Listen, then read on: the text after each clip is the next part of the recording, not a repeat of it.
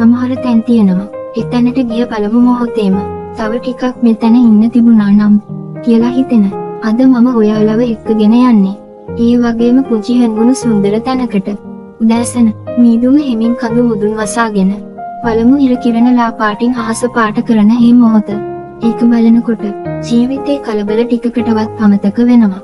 නුවරඑළියේ සීතලට ආදරය කරන හැමෝටම දෙනියායේ මේ සොඳුරු පරිසරය අලුත්ම අත්දැකීමක් වේවි. කඳු, වනාන්තර, සිසිල් සුළඟ, කුරුල්ලන්ගේ ගීත, ඒ හැමදේම එකතු වෙලා හිතට පුදුම සැනසීමක් දෙනවා.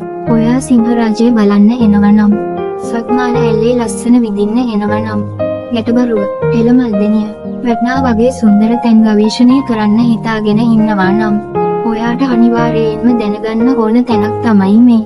පුංචි කඳු ගැටයක සොබාදහමට කිසිම හානියක් නොවන විදිහට ආදරයෙන් නිර්මාණය කරලා තියෙන මේ ලස්සන නවාතැනේ නම මිටයි නම වගේම ඇත්තටම මේක හැංගුණු මැණිකක්.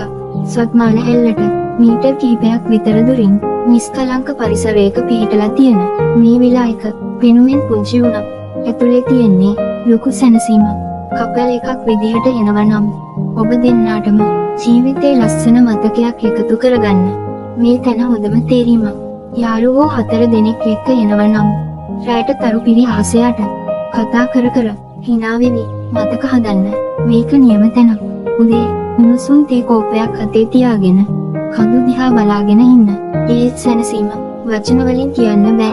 මෙතනට ආවම ඔයාට තේරෙයි සතුට කියන්නේ හැම වෙලාවෙම ලොකු දේවල් නෙවෙයි කියලා. සමහර වෙලාවට සිසිල් සුළඟ, නිහඬ පරිසරයක්, ආදරණීය කෙනෙක්, හෝරුණු තේ කෝපයක්. ඒකටි ඔයා කැමති නම් සිංහරාජයේ අසිරිය බලන්න, දිය ඇලි අතර ඇවිදින්න, සුබාදහම කැමරාවෙන් සුරකින්න. නැත්නම් කිසිම දෙයක් නොකර හුස්මක් අරගෙන හිතට නිදහසක් දෙන්න. ඒ හැම දෙයකම නිතරයි හොඳම තැනක්.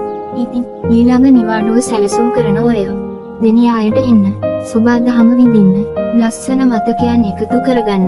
ඒ වගේම ඔයාගේ හිතේ හැමදාම මතක හිටින පුංචිම ඒ ලස්සනම නවාතැන නිතරයි එකපාරක් හරි අනිවාර්යයෙන්ම ඇවිත් බලන්න.